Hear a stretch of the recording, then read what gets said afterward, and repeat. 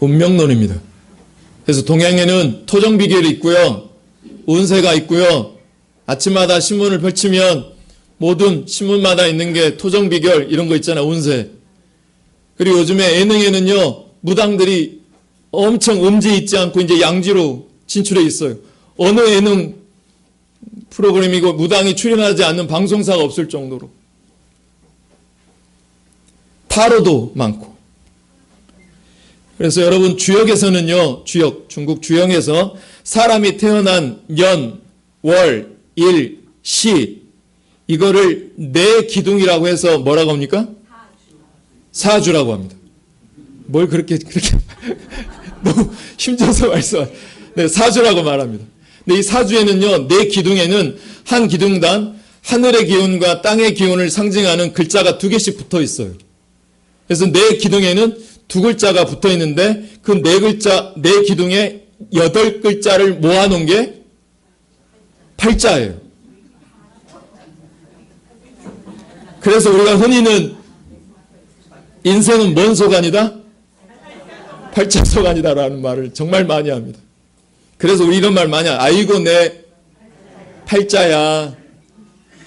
아이고 저 사람은 그 사람 팔자는 한번 야 좋다 뭐 이런 말 많이 하잖아요. 그리고 하다못해 이제 개한테도 팔자를 줘가지고 개 팔자가 상팔자다. 정말 여러분 과연 이 동양의 운명론을 기인해서 여쭤보고 싶은 게 과연 우리의 사람의 운명은 결정되어 있을까요?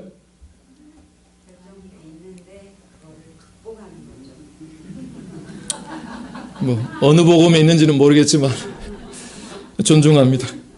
여러분 성경이 우리에게 말하는 것은 뭐냐면요. 사람에게 정해진 인생은 없어요.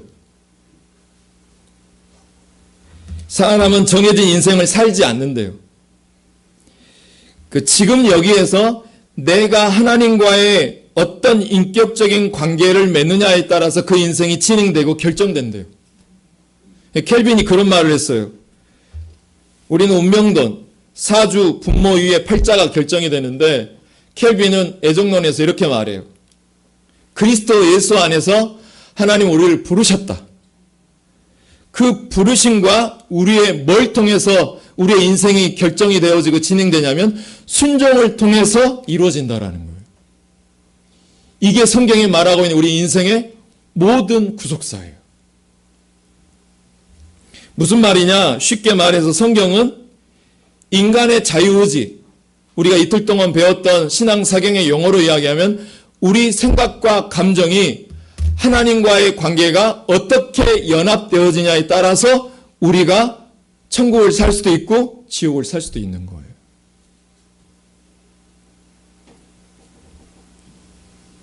그래서 특별히 사람이 사는 인생 속에서 과거, 현재, 미래라고 하는 이 시제가 굉장히 중요합니다.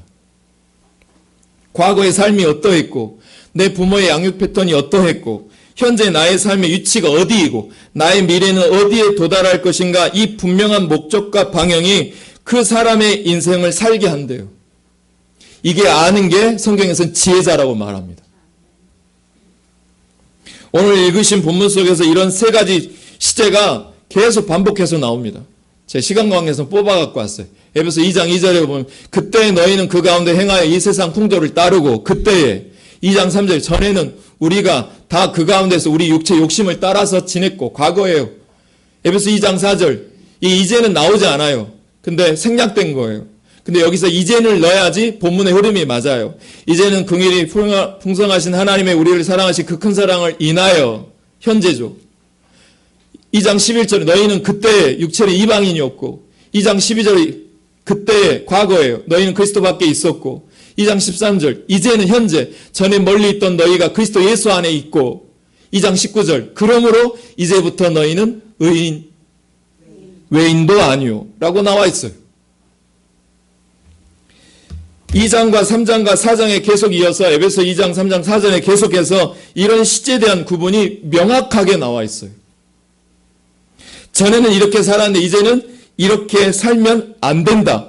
과거와 현재를 명확하게 구분해야 된다. 그래서 우리가 나아가야 할 삶의 방향인 미래가 그래서 확실하게 된다라고 하는 것이 우리에게 본문에 말해주고 있는 중요한 시제 구분에 대한 명시인 것입니다. 먼저 1절부터 3절까지 보시면요. 저와 여러분의 과거의 모습을 그대로 드러내놓고 있어요. 1절에 보시면 너희의 허물과 죄로 죽었던 너희. 다시 말하면 허물과 죄로 우리가 이미 죽었다라고 하는 표현을 쓰고 있고요. 3절에서는 본질상 진노의 자녀였다. 이게 우리의 과거의 모습이었다라는 거예요. 동의하시면 아멘. 여러분, 왜 사람들은 제가 목회하면서 갖고 있는 가장 화두가 뭐냐면 왜 성도들에게 이런 고통이 계속 찾아오느냐 이 말이에요. 지금 목회하면서 이게 항상 제 인생의 시제고 화제예요. 왜 성도님들에게 이렇게 어려운 고난과 환경이 끊임없이 찾아오는 것일까? 왜 사람들은 행복을 추구하면서도 행복하지 못할까? 이건 왜 그러냐면 우리 삶에 드리워져 있는 본질상 진노의 자녀라고 하는 이 존재를 벗어나지 못하기 때문에 그러는 거예요. 우리 속에 하나님의 진노를 초래하는 죄와 허물들이 우리 안에 있기 때문에 그러는 거예요. 이거를 이렇게 설명드려보고 싶어요. 여러분, 육상 빌딩에 가면 이게 하나 달려있어요. 뭔지 아세요? 건물마다 이게 달려있어요. 네? 맞아요. 피레침. 이춘재 권사 오늘 성적 좋으시네? 아유, 권사님 대단해요. 그러니까 제가 설교할 맛이 나요. 권사님 최고. 피레침이 있는데 피레침을 세워놓으면 하늘에서 떨어지는 번개와 낙뢰가 피레침이 뭘 해버립니까? 흡수해버려요. 그러나 피레침을 세워놓지 않으면 높은 건물일수록 굉장히 위험합니다. 이게 무슨 뜻이냐면 예수 그리스도를 모시고 있는 사람들은 그 모든 진노와 재앙을 십자가가 다 흡수해버린 거예요. 이게 무슨 말이냐? 십자가는 우리에게 쏟아지는 모든 진노와 재앙을 흡수해버린 피리침과 같아요. 믿으시면 아멘. 십자가는 피리침이에요. 모든 진리를 끌어 흡수해버린 피리침인 것이죠. 피리침이 없는 사람들은 그 낙뢰를, 그 번개를 자기가 다 받아내야 돼요. 그래서 예수 그리스도를 믿지 않는 사람들은 그 진노와 재앙을 스스로가 다 받아내야 되는 것이죠. 무슨 말이냐? 결국에는 누가 화를 내면 저도 같이 화내요. 문제가 터지면 똑같이 짜증내고 원망하고 불평하고 자기가 조절할 수 있는 자기 내면의 조절 능력을 다 잃어버린 사람들을 성경에서 뭐라고 표현하냐면 죽은 사람들이라고 표현합니다. 이것을 4절에 가리켜서 뭐라고 표현하고 있냐면 이 세상 풍조를 따르고 라고 말하고 있어요. 화내는 대로 같이 화내고 원망하는 대로 같이 원망해내는 세상 풍조를 똑같이 따라가는 사람들은 죽은 사람들이라고 말합니다. 유행을 따라가고 사람들의 평가에 휘둘리고 사람들의 여론에 휘둘리고 어떤 환경에 따라서 신앙의 사조가 바뀌어지고 자기 소견대로 환경에 따라서 모든 생각과 감정이 변해지는 사람들을 성경에서는 죽은 사람들이라고 말합니다. 여기서 밑에 중간에 보시면 공중의 권세 잡은 자를 따랐으니 지금 불순종의 아들들 가운데서 역사하는 무엇이라? 영이라. 사단을 따라가는 사람들이라는 거예요. 불순종한 사람들. 제가 성경을 보면서 하나님을 떠난 사람들이 특징이 나오더라고요. 하나님을 떠난 사람들의 특징이 뭐냐면 귀신이 그 사람을 지배합니다. 제가 고등학교 2학년 때 일어났던 1993년도 서울 성북구 장위동이라는 데가 있대요. 아십니까? 저는 잘 모르는데. 장위동에서 그 집 아들이 자기 아버지, 어머니, 자기 형님, 내외, 조카 일가족을 한꺼번에 암매장했던 사건이 장위동 사건이 있었어요. 거기에 보면 그거를 자세하게 기록해 놓은 책이 하나 있는데 하나님이 고치지 못할 사람은 없다. 교도소 소장으로 있었던 박효진 장로님이 그 장위동 사건을 잘 묘사한 책이 이 책인데요. 거기에 보면 이런 내용이 나와요. 귀신이 계단을 내려오는데 돈을 달라고 아버지께 요청을 했는데 돈이 없다고 거절하니까 계단 2층에서 내려오는 그 현장에서 이렇게 말하더랍니다. 너 왼쪽을 봐라. 신발장을 열어라. 장도리를 집어라. 다시 올라가라. 그리고 죽이라고 그랬답니다. 거절하지 못하고 아버지, 어머니, 형님 내외 조카를 죽여서 정원에 다 파묻어버린 이 장희돈 사건. 수사관이 신문을 합니다. 그 아들을. 절대로 혼자 할 수 없다. 이것은 5사람을 한꺼번에 매장할 수 있을 만큼 이 웅덩이 이렇게 깊이 판 것은 너 혼자가 아니다. 분명히 5명 이상이어야 된다.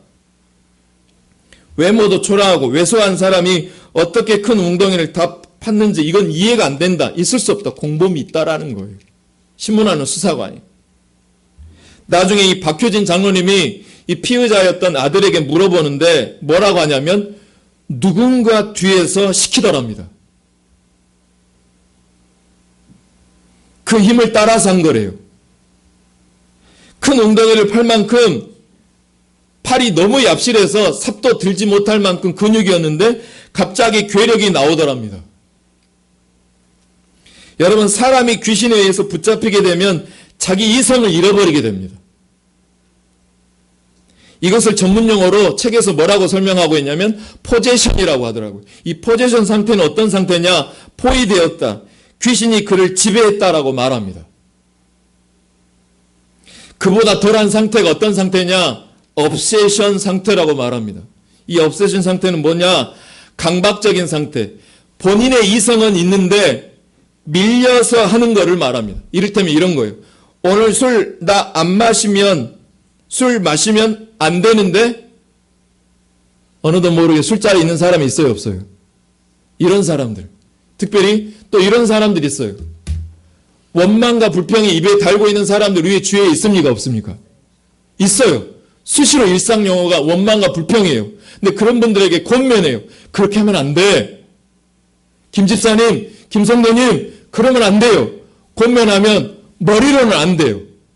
근데 실제로 그게 된다, 안 된다? 안 된 상태가 이 obsession 상태예요.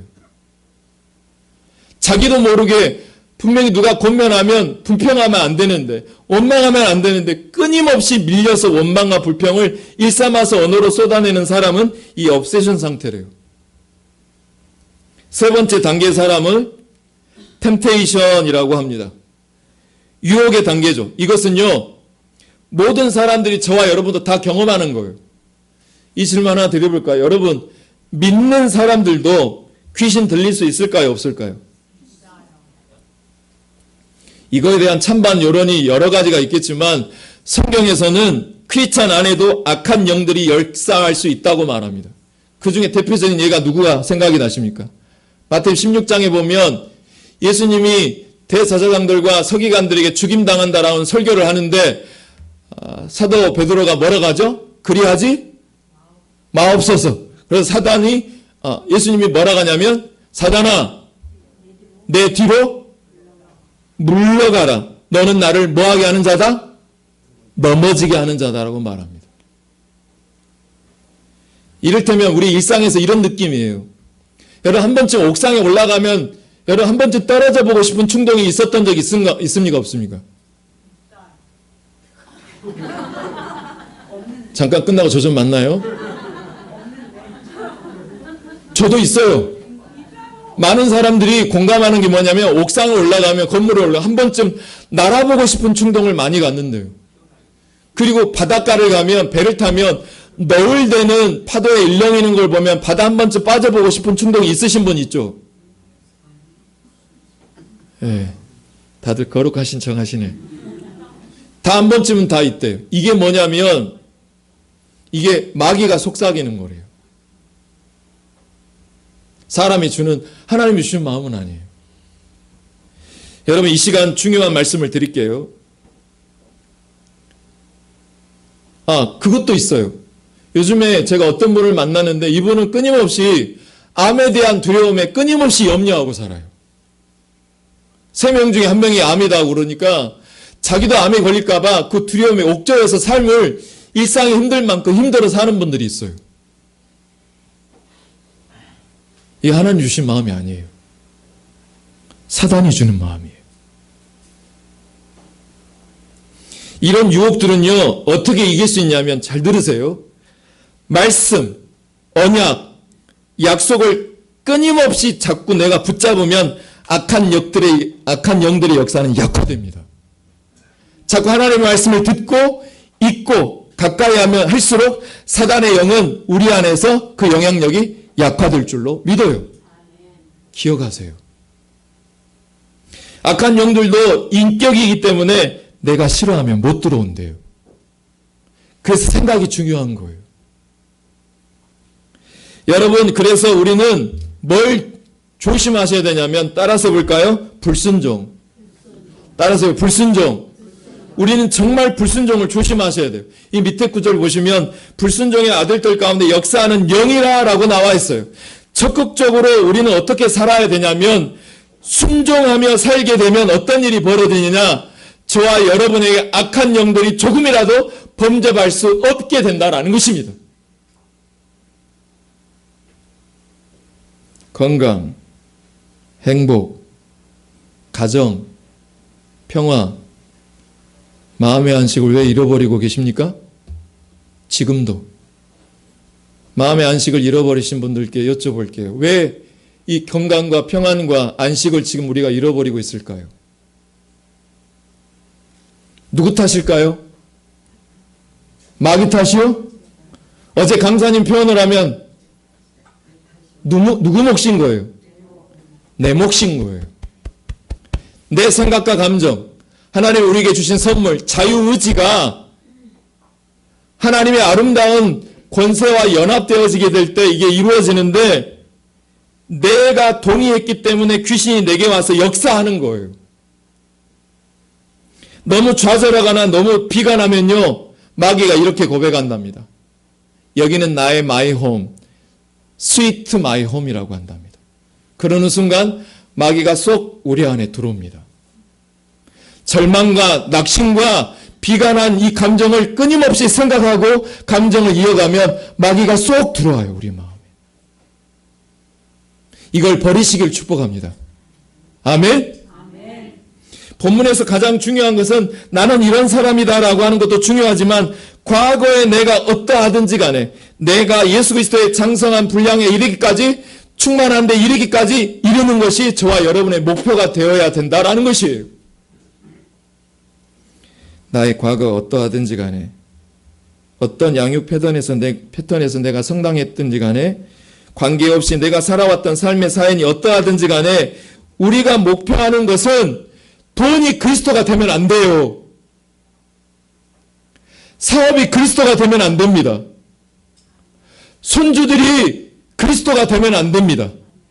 예수가 그리스도가 되어야 될 줄로 믿어요.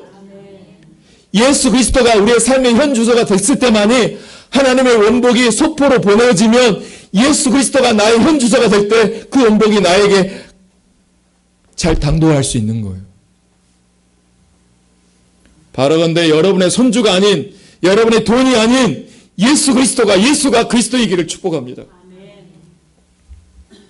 타락 이후에 태어난 모든 인간은요, 다 결핍 구조를 가지고 성장합니다. 어제 강사 목사님 이야기하면 어느 가정이나 결핍의 구조를 가지고 태어나는데, 뭐 완벽, 강박, 방치, 유약, 과보, 심기증, 성적 자극, 이런 걸 가지고 다 성장합니다.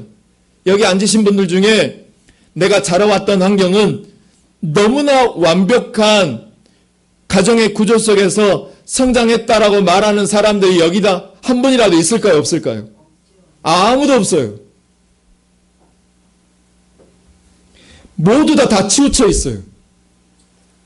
한쪽이 건강하면 한쪽이 약해져 있고요. 온전할 수가 없어요. 어떤 부분은 참 좋은데 아이가 삐뚤어져 있는 자녀들이 있어요. 부부는 괜찮은데. 머리가 뛰어나고 재주는 많은데 몸이 약해요. 몸은 건강한데 재주가 없어요. 얼굴은 잘생겼는데 건강이 약한 사람. 한 사람이 완벽한 것을 갖고 있는 사람은 이 세상에 아무도 없어요. 저와 여러분은 다 결핍의 요소를 다 가지고 앉아 계세요. 왜 그럴까요, 여러분? 이유는 딱 한 가지예요. 죄가 있는 곳에서 우리가 만약에 온전해지고 아무런 부족함이 없다면 우리 하나님을 찾지 않습니다. 여러분, 서양에서는요, 자기 딸이 결혼하면 진주를 선물하는 관습이 있답니다. 이 진주를 흔히 말해서 얼어붙은 눈물이라고 표현하더라고요. 얼어붙은 눈물. 왜 그러냐면 딸이 시집을 가서 흘려야 할 많은 눈물을 상징해서 진주를 주었다고 합니다. 결혼 생활하면 친탁나게 너무 고생하니까 딸을 생각하는 마음으로 진주를 선물하는 거죠. 근데 여러분, 진주는 육지에서 나옵니까? 바다에서 나옵니까? 땅에서 캐지 않은 유일한 보석이 진주랍니다. 여러분 잘 아시는 비유이겠지만 진주가 나오는 조개 학명이 아비큘레데래요. 아비큘레데. 동죽 정도 되는 조개인데 이 아비큘레데라고 하는 조개가 있는데 이것은 입을 벌리고 호흡을 한대요. 그런데 어쩌다가 작은 모래 하나가 조개 속살 몸속으로 들어가게 됩니다. 그러면 속살에 들어간 이 모래알 하나가 이 조개를 파고 들어간대요. 그것은 마치 우리들 눈에 티가 들어가면 빼려고 하다가 보다가 눈을 비비잖아요. 비비면 비빌수록 그 티눈이 눈에 더 박힙니까? 빠져나옵니까? 박힙니다. 그거와 마찬가지로 조개가 점점 그 모래알이 그 조개살을 파고 들어가서 고통스럽게 하는 거죠.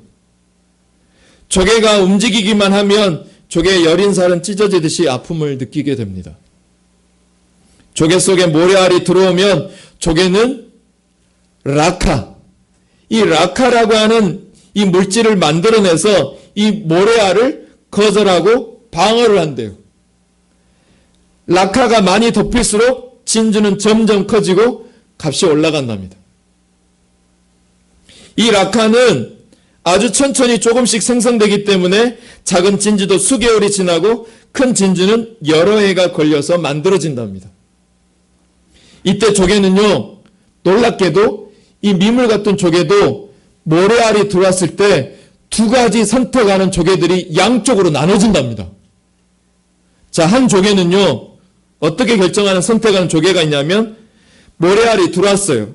아프니까 가만히 움직이지 않고 있으면 통증을 줄일 수 있다고 이 본능적으로 생각하는데 어떤 조개는 그래서 어떻게 하냐면 활동, 호흡하는 것, 먹는 것까지 제치고 가만히 숨기고 가만히 있는 거예요. 남들이 알까 봐서. 자기만 아는 비밀처럼 조용히 마음속에 숨겨두는 거죠. 그러나 그 아픔은 적어지는 대신에 조개살에 들어간 모래는 결국 그 살을 썩게 하고 상처가 썩어서 마침내 그 조개는 죽고 만답니다.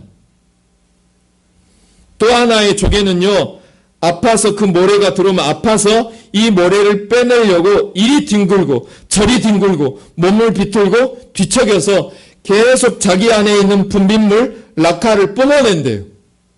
그리스도 안에 거하려고 뿜어낸대요. 고통스럽고 아파서 계속 분비물을 뿜어내면서 모래알을 견제시키는 거죠. 그 염려가 내 안에 자리하기 전에 거부하는 거예요.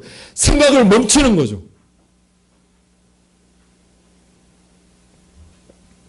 이 라카가 모래알을 두껍게 싸면서 라카는 드디어 아름다운 진주로 만들어지는 것입니다. 우리 인생 속에 아픔이 없는 인간은 아무도 없습니다. 하나님께서 타락한 세상에 아픔을 주셨습니다. 저도 육체에 대한 두려움이 제 안에 늘 끊임없이 찾아와요. 여러분도 각자 다른 모양으로 두려움이 올 것입니다. 아무리 좋은 부모 밑에서 성장을 해도 사람은 여전히 결핍의 요소를 가지고 자라나더라고요. 왜 하나님이 저와 여러분에게 결핍을 주셨을까요? 아픔을 거절하고 아픔과 싸우면서 우리는 우리 속에 우리 자신을 죽일 수 있는 내성을 키우기 시작하게 하시는 거예요. 하나님의 사람으로 그때는 고통스럽고 아프지만 그러나 이 고통, 고난을 극복하기 위해서 몸부림치면 칠수록 움직이면 움직일수록 우리는 아름다운 진주로 성숙해 가는 것입니다. 허물과 진노로 죽었던 우리, 본질상 진노의 자녀였던 우리가 4절 6절에 보니까 하나님이 우리를 사주로 만들지 않고 이렇게 새로운 존재로 부르셨습니다. 우리 한번 읽어볼까요? 시작. 하나님이 우리를 사랑하신 그 큰 사랑을 인하여 허물러 죽은 우리를 그리스도와 함께 살리셨고 너희는 은혜로 구원을 받은 것이라.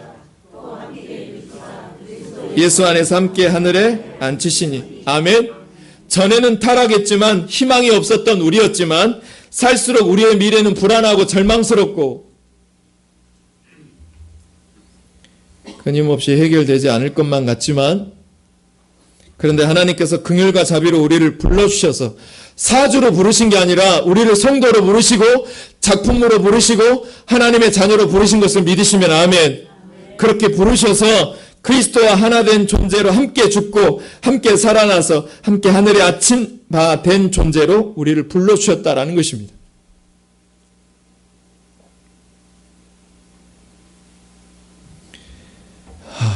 저도 끊임없이 설교하면서 늘 경험해야 될 일이지만 우리는 옛사람이 죽어야 합니다.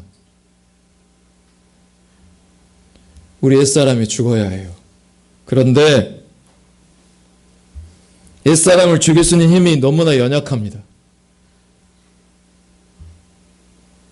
우리는 하나님의 사람으로 거듭나야 됩니다. 그러나 내게는 하나님의 사람으로 거듭날 수 있는 힘이 너무 연약해요. 우리는 존귀한 자가 되어서 원래 하나님의 창조하신 대로 복권되어야 되는데 우리는 존귀한 자 될 만한 힘이 없어요. 그래서 저와 여러분은 사주를 믿지 말고 운명을 믿지 말고 그리스도 안에 있는 자는 결코 새로운 피조물인 것을 믿으시기를 축복해요. 이전 것은 지나갔으니 보라 새 것이 되었도다. 이건 그리스도 안에만 주어지는 것입니다. 그리스도 안에서 라카를 뿜어내는 아비큘레데처럼 인격적인 관계, 훈련을 끊임없이 가짐으로 하나님 우리를 격상시켜서 아들과 똑같은 존재로 진주로 우리를 세우시겠다고 하나님이 약속하셨습니다. 이분이 작품이 될 때까지 계속해서 나를 만드시겠다고 약속하고 계세요. 이 말씀은 소망 삼고 같이 한번 읽어볼게요. 시작. 그리스도 안에서 우리에게 자비하심으로써 그 은혜의 지극히 풍성함을 오는 여러 세대에 나타내려 하심이라. 10절도 시작. 선한 일을 위하여 지으심을 받은 자니 이 일은 하나님이 전에 예비하사 우리로 그 가운데서 행하게 하려 하심이니라. 여기서 눈여겨봐야 될 문구는요, 우리는 그가 뭐 하신 바라. 헬라어로 찾아보니까 포이에마였어요. 이 포이에마는 그 뜻이 작품입니다. 포이에마라고 하는 말은 포임이라고 하는 시라고 있는데 이 시라고 하는 포임이 이 포이에마에서 왔어요. 그래서 따라서 볼까요? 나는 상품이 아니라 작품이다. 옆에 분 보고 당신은 상품이 아니에요. 작품이에요. 아멘. 여러분, 상품은 지나가면 그 값이 헐값이 됩니까? 아니면 올라갑니까? 헐값 돼요. 핸드폰도 사기만 하면 그 다음날부터 싸져요. 엄청나게 싸져요. 만약에 한 달이 지나면 50% 세일합니다. 철이 지나면 박앤 세일이 안 되면 폐업합니다. 세일이 산만적으로 방출됩니다. 이게 안 팔리잖아요. 결국에는 동남아시아로 넘어갑니다. 사랑하는 성도 여러분, 이건 상품인데 작품은 달라요. 작품은 시간이 지나면 더 비싸집니다. 100년이 지나면 더 고가가 되고요. 200년이 지나면 그 가치는 더 상승합니다. 우리는 찍어낸 상품이 아니라 위대하신 예술가이신 하나님의 작품인 것을 기억하시길 주의 이름으로 축복합니다. 하나님의 특별한 목적을 가지고 위대한 일을 위해서 우리 8인의 임직자들을 선택하시고 저와 여러분을 작품으로 만드셔서 고귀한 일을 위해서 사용하시겠다고 말씀하고 있는 내용을 말씀으로 받기를 주의 이름으로 축복합니다. 여러분, 골프공이 있죠. 이게 골프공이라고 할게요. 여러분, 골프공에 보면 그 겉면이 어떻게 생겼습니까? 볼록볼록 홈이 나 있죠. 근데 원래 골프공이 원래 그렇게 만들어졌을 거라고 생각하십니까? 원래는 그렇게 만들어지지 않았습니다. 골프공 원래 탁구공처럼 매끈매끈하게 만들어져 있었습니다. 그러나 표면이 매끈한 것보다 거친 것이 더 멀리 나간다라는 사실을 발견하고 그 후부터는 골프공을 거칠게 만들었다고 합니다. 지금에 이르기까지. 사람들은 인생이 다 순탄하고 매끄럽기만을 원합니다. 고생하는 삶, 고통이 없는 삶을 다 거절하고 싶어 합니다. 저도 그렇습니다. 그냥 좀 제 인생이 흠이 있기보다는 좀 매끄러웠으면 좋겠어요. 그러나 하나님이 저와 여러분을 멀리 보내기 위해서, 작품으로 세우기 위해서 일구고 갈고 닦고 깨고 쪼개고 정으로 쪼아대고 상처를 내고 아픔이 있는 인생으로 우리를 만들어 갑니다. 여러분은 멀리 가는 복된 인생이 되기를 축복합니다. 그런데 뜻하지 않은 교통사고, 사업의 어려움, 배신, 결혼시키면 끝날 것 같은 자녀의 일, 그러나 결혼하고 보니까 또 자녀의 고통이 또 와요. 마음의 상처를 받게 돼요. 하나님의 사랑하는 자녀들이 왜 아픔이 있을까요? 기억하세요. 하나님께서 우리를 작품으로 멀리 두고 만드시기 위하기 때문인 것을 기억하시기를 축복합니다. 그래서 이 말씀이 너무나 소중해요. 우리 한번 읽어보겠습니다. 시작. 제사장들이요 거룩한 나라여 그의 소유된 백성이니 이는 너희를 어두운 데서 불러내어 그의 기이한 빛에 들어가게 하신 자의 아름다운 덕을 선전하기 위함이다. 아멘. 하나님은 우리를 사주로 운명을 짓지 않고 저와 여러분을 약속의 자녀로 작품으로 부르신 것을 믿으시면 아멘. 우리를 불러내셨기 때문에 힘들지만 아프지만 지금 우리를 하나님의 작품으로 세워가고 있다라고 말씀하고 있는 내용을 믿음으로 받으시기를 축복합니다. 이 예화를 마침으로 설교를 가름할까 합니다. 골프하면 황제가 누구죠? 골프 황제? 타이거 우즈는요 3살 때부터 골프를 치기 시작했대요. 골프를 잘 칠 수 있었던 비결이 뭐냐고 물으니까 그가 이렇게 대답했습니다. 훈련이라고 대답했습니다. 그의 아버지는 어려서부터 훈련시켰습니다. 연습 도중에 우주가 골프 학습을 시작이다 하면 우주는 절대로 해차를 하거나 말을 하면 안 되었습니다.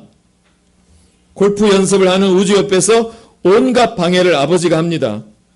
골프 연습을 하는 우주 옆에서 움직이고 걸어다니고 쿵쾅거리고 가방을 쓰러뜨리고 깜짝 놀라 반사적으로 소리나는 쪽으로 고개를 돌리는 순간 아버지의 호통 소리가 엄청나게 크게 들렸습니다.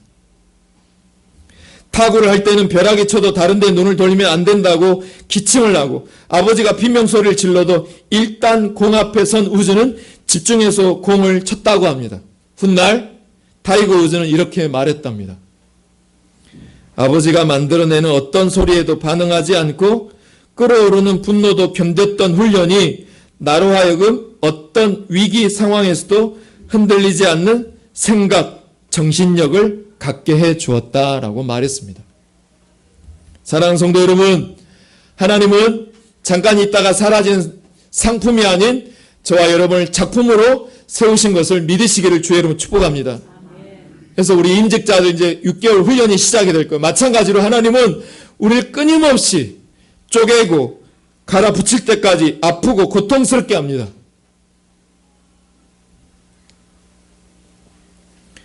모세가 40년 광야 생활을 이스라엘 백성들 인도하기까지 40년의 훈련 기간이 먼저 있었습니다. 훈련받지 않고 소위 인관하는 사람이 없고 하나님의 사람들도 왕같은 제사장으로 세워지기 전에 충분한 훈련을 통하여서 모든 사람들이 작품으로 세워진 것을 기억하여서 우리가 이 시간 저와 여러분이 생각만 두면 안 되고 생각을 하고 훈련하고 움직이면 하나님이 순종하면 우리 가운데 순종의 역사를 통하여 작품으로 만드는 역사가 우리 교회에도 여러분 삶에도 이루어질 것을 믿으시기를 주의 이름으로 축복합니다. 우리 기억합시다. 한 번만 따라서 볼까요? 움직이자. 뒤척이자. 아멘. 그럼 그 속에서 썩어 들어가는 조갯살 속에서도 우린 진주가 만들어지는 거예요. 우리 교회, 우리 8인의 임직자들이 진주로 세워지기를 주의 이름으로 축복하면 아멘. 저와 여러분도 마찬가지로 생각이 모든 것을 결정합니다. 그 자유를 잘 선택하여서 상품으로 남지 않고 그 부르심에 순종하여서 놀라운 작품으로 세워져 가는 저와 여러분 되기를 주의 이름으로 축복합니다. 이 찬양 같이 할게요. 충만.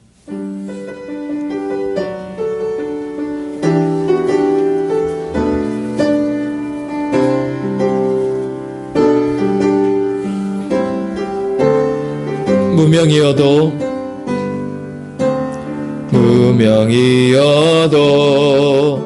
공허하지 않은 것은 예수 안에 난 만족함이라. 가난하여도 부족하지 않은 것은 예수 안에 오직 나는 부요함.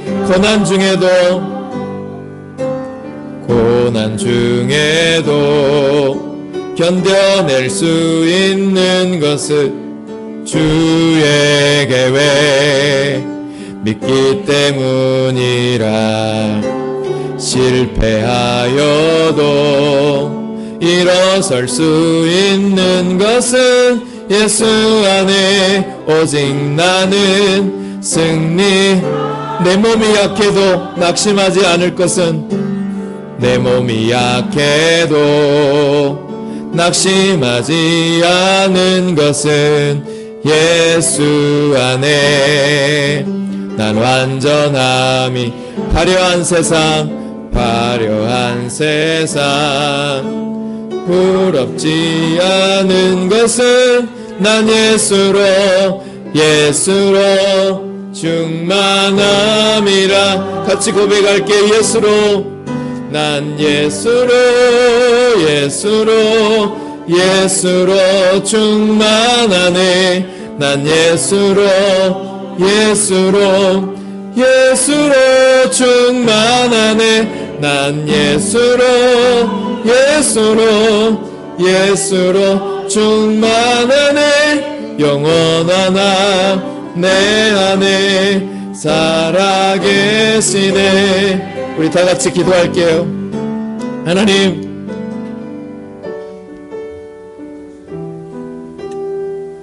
우리는 사주를 통해서 팔자가 바뀌어지는 존재가 아니라 하나님이 이미 예수 그리스도의 엄청난 대가를 통하여 약속의 자녀로 부르셨고 이제 우리를 하나님의 작품으로 세워가시는 과정 중에 있음을 우리가 말씀으로 약속으로 받았습니다.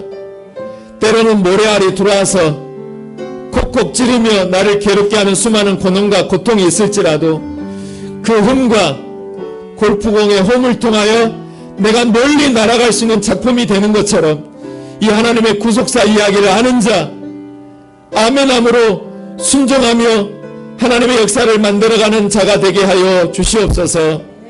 우리를 작품으로 창조하실 그 하나님을 기대하고 약속 붙들고 언약 붙들고 하나님 살아가게 하여 주시옵소서. 움직이게 하여 주옵소서 라고 하는 마음으로 주님 한번 외치고 기도합니다. 주여, 사랑의 주 하나님, 우리 인생이 마음대로 사라지지가 않습니다. 그럴 때마다 하나님 귀신에게 명령하게 하옵소서. 나는 약속의 자녀다. 내 생각과 감정은 이 모든 사실을 부인하게 하시고 거절하게 하옵소서. 하나님, 나는 약속의 자녀입니다. 난 하나님의 작품입니다.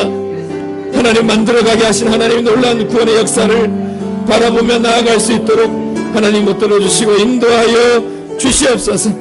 나는 약속의 자녀다. 하나님, 나는 하나님의 작품이다. 나는 별 볼 일 없는 존재가 아니다. 나는 암의 두려움에서 벗어난다. 나는 하나님이 나에게 건강을 주시고 약속된 것을 성취하신 하나님이심을 믿습니다. 주님 도와주시옵소서. 하나님 감사합니다.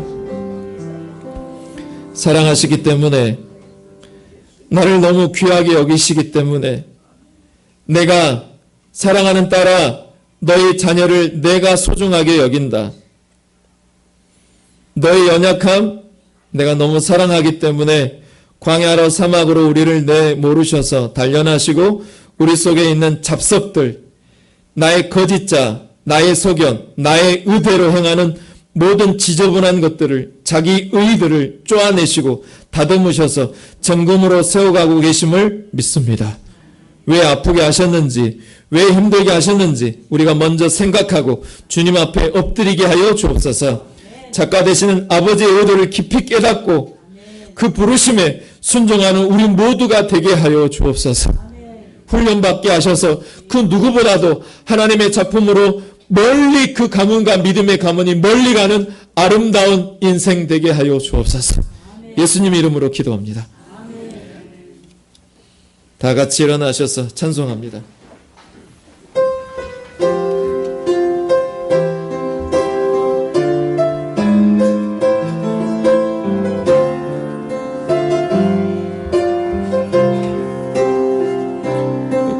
절망에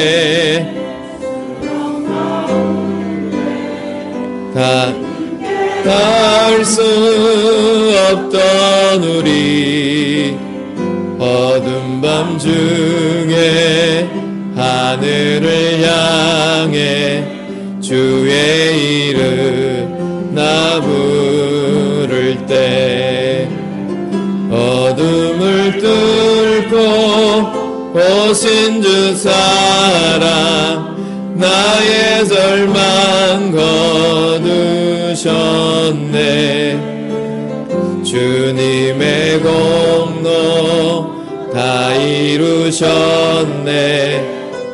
주 예수 나의 산소.